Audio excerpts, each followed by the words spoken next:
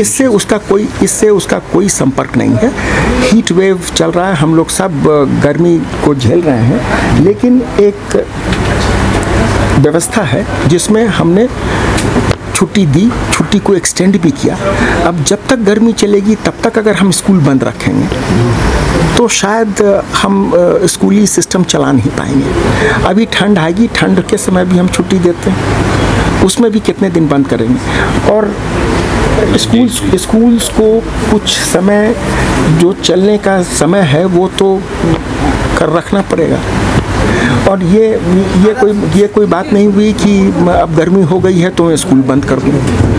इस तरह के डिमांड को मीट नहीं किया जा सकता। हाँ, ये बात ज़रूर है कि अगर किसी को गर्मी की वजह से कुछ दिक्कत हो जाती है तो हम लोग बहुत स्ट्रिक्ट नहीं रहेंगे अटेंडेंस में, इधर 3, 4, 5 दिन, लेकिन स्कूल बंद करना इसका कोई समाधान नहीं है। फिर आपको लगता है कि ऐसे इंतजाम स्कूलों में रखने चाहिए गर्मियों के हवाले से, सर्दियों के हवाले से? स्कूल की फैसिलिटी है, ड्रिंकिंग वाटर फैसिलिटी है, शेड है।